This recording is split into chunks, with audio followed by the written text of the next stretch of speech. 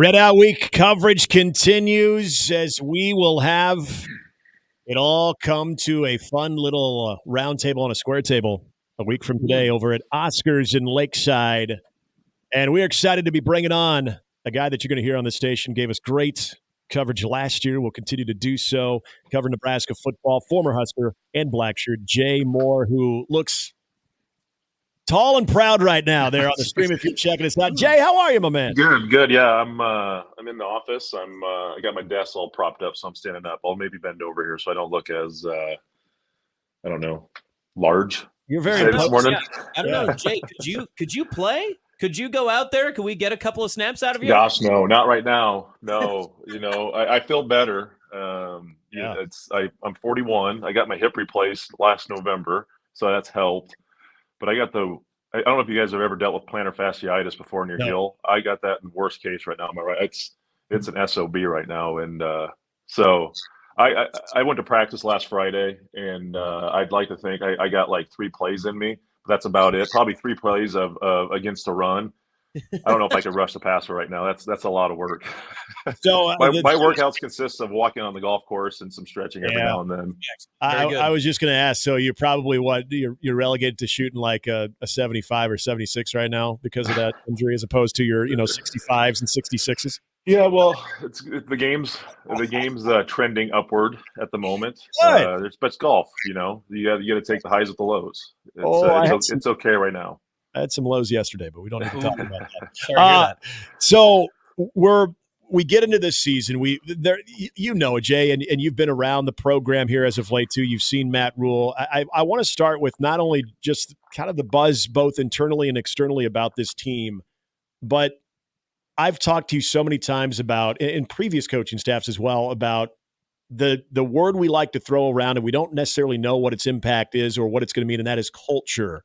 Mm-hmm. And you've been part of strong culture. You've seen culture in NFL locker rooms as well.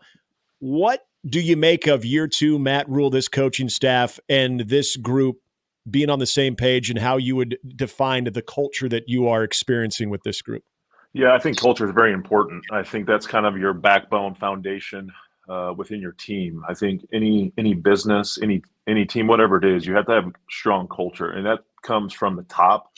I think good culture it can look many different ways, but I think what I love about the culture at Nebraska right now, obviously I feel like it's very strong, is because you have plenty of guys last year that could have easily transferred or put their name in the NFL ring, right? And gone out. I'm talking Nash, I'm talking Ty, I'm talking Isaac, Ben Hart. A lot of those guys could easily have gone somewhere else or are in NFL training camp right now, and they decided to come back because they know something's is brewing, and I think it's pretty good, and the culture's there. But I think also the culture is good because I've been to a couple. I went to one spring ball practice, and I went to practice last Friday, and the coaches are hard on them. They coach them up hard, but you're able to do that because the culture is good. If you have to have really good relationships with your players, I think you have to coach them hard, but you also got to know when to kind of give them a hug. Yeah. And I think that's what's perfect about this team right now is you've seen the Chasing 3 episodes and stuff. You see Coach Rule getting after him, but you also see him giving guys hard times. But it's a healthy balance. And I think if you don't have good culture, I think if Matt Rule's his staff and this team had bad culture and they're coaching these kids hard, I think a lot of them would be confidence would get shot down. Oh, they don't like me. I'm not happy here. But first and foremost, they care. So I think that's what making good culture is. When the coaches generally care about you first and foremost. And I've always been, the rule of thumb is once coaches stop coaching you hard, that's when you actually should be concerned because they've kind of given up on you. Mm-hmm. So it's important. I think it's in a really good spot right now. And it don't matter who it is. I mean, he'll get after a starter. He'll get, Tony White, whoever it is, right? They'll get after you because they want the best for you. And they want what's best for this team. And they know it's time to win. And the time is now. There's been enough mistakes, little things here and there that have cost this team in this program for the last, decade and a half that it's time to get over this. It's time to get over this hump and get things going the right direction. But They've got the culture in a good spot. And I think wherever Coach Rule's been, in general, maybe not with Carolina because NFL is just a different animal than college, but you got to get that first. You got to get the culture right because if not, you can't coach kids hard. You can't demand a lot out of them if you don't have a good relationship with them and respect for everybody at the top. Jay, when it comes to some of these defensive linemen, obviously your expertise had plenty of tackles behind the line of scrimmage. When the younger guys are getting into their second, third year here in college football, what is the biggest thing that they're gaining in another year inside of the program, inside of working with their coaching staff?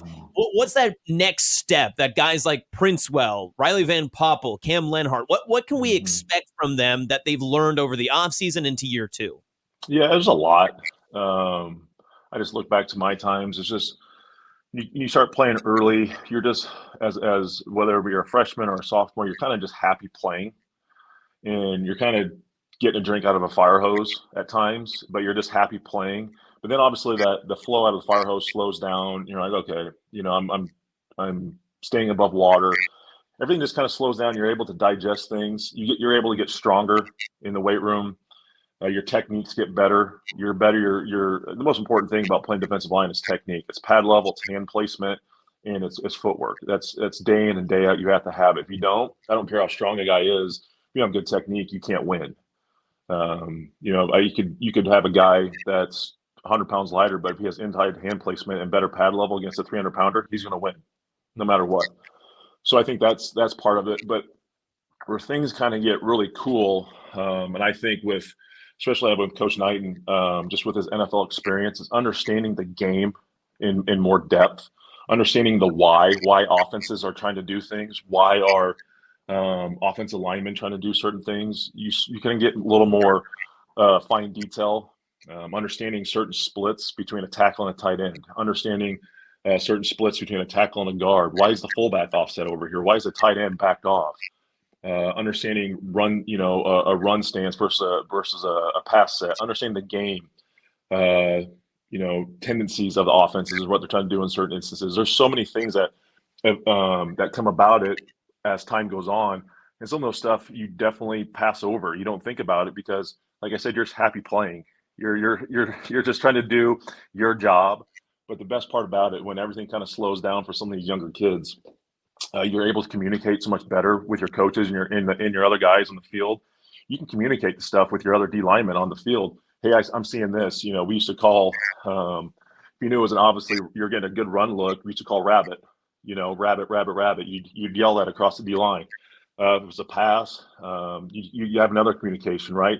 So there's just certain things you can do. Understanding pass games, what offensive linemen and they're trying to do against you, and pass pros and pass sets and protections and games. There's a lot to it, but these guys are going to take it another level. And obviously they were so good as freshmen last year, and even some of the other guys that played early and often, Jamari Butler and those guys. It's going to be fun to watch them. I think they're going to take another step to that next level. Talking to former Husker and Blackshirt Jay Moore here on 1620 The Zone.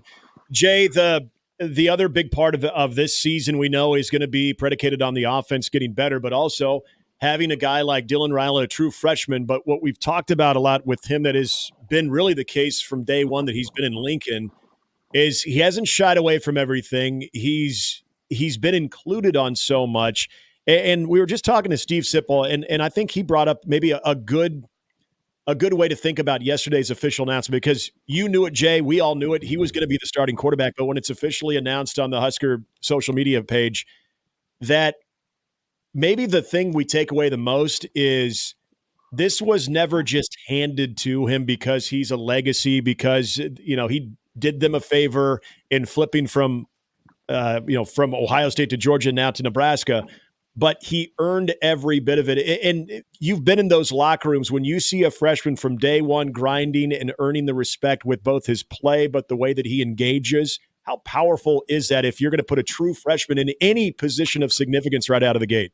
Yeah, it's very important. I've been in locker rooms, whether you're in the NFL or with a rookie coming in, or even in college, and it's vastly different. NFL and obviously college are getting similar times now with guys coming in making the big bucks. So you Yep. understand, like from a business side of things, right? You're going to play a guy if he's getting paid a substantial amount of money. But for college wise, you're always kind of in wait and see mode because you hear all these things. You're always like, okay, sure, he maybe played at a lower level school or a smaller state. High school is vastly different than college football. So you're in a wait and see mode to see like, how is he in summer conditioning? Can he handle this? How is he in practice? He has the physicality, he has the tools, he has the mental side of things. And a lot of times they don't. You're like, okay, that's fine. He's got to. A perfect instance is this with the Dominican Sue, right? I mean, I saw him as a true freshman. He came in as my junior year, had all the tools and stuff, but mentally just not quite there yet. Obviously, he was able to get there, and we saw what he was able to become, but just wasn't quite ready yet from just understanding the game and maturity side.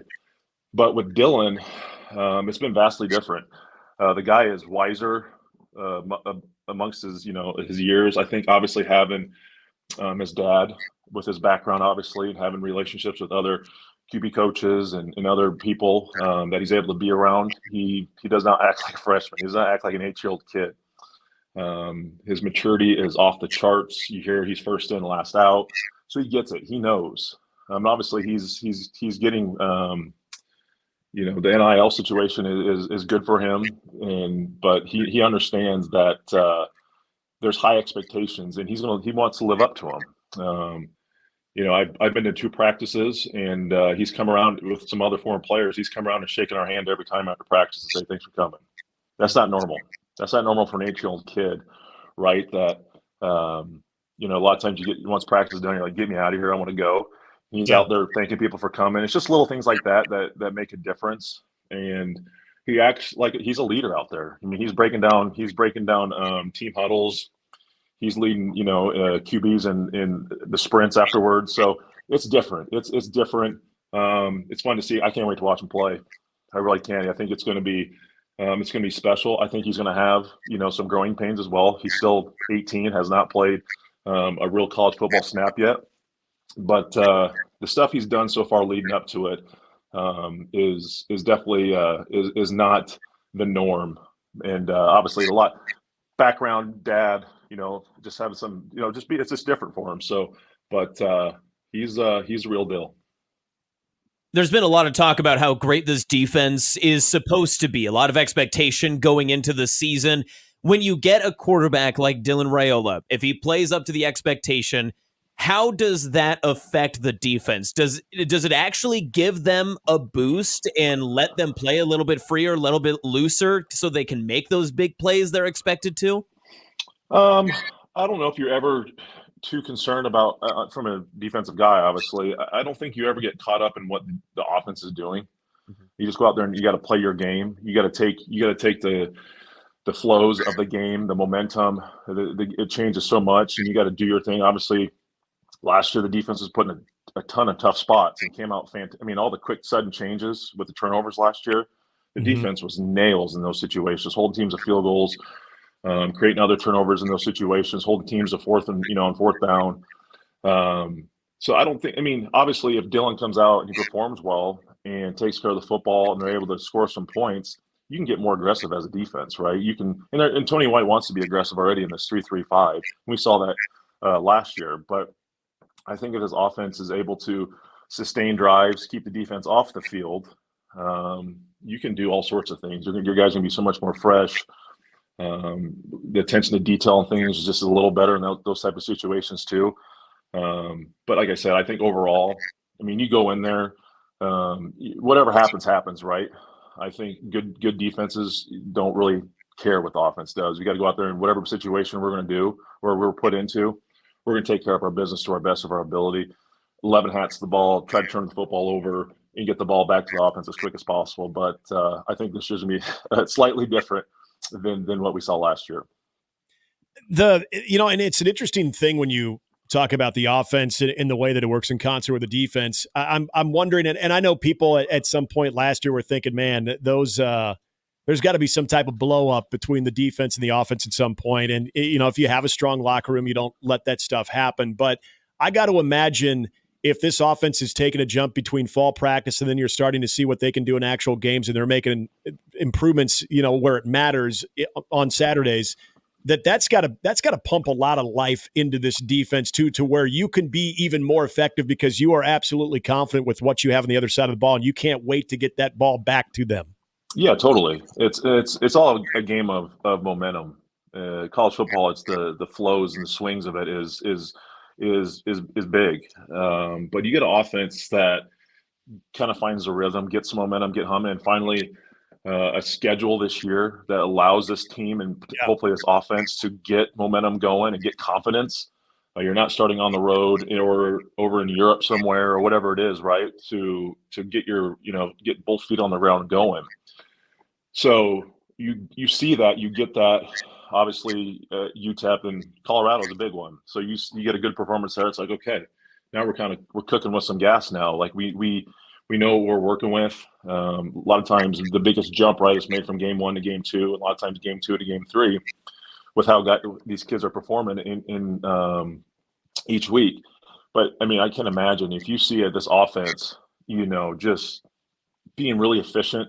I'm interested to see just how they're going to go about it. I mean, just with the weapons they have, I mean, the running back depth and the tight end wide receiver depth, it's really good right now. Just got to stay healthy offensive line, but if they get things going, I got to imagine Tony White is going to be licking his chops, just thinking, man, we can do all sorts of stuff. Because you have so many – they're so old on defense and they've seen everything that they can dial up so many different looks, so many different pressures. They can change so much from week 1 to week 2, 3 to 4, so on and so forth, that these offensive coordinators don't know, what the hell is going on.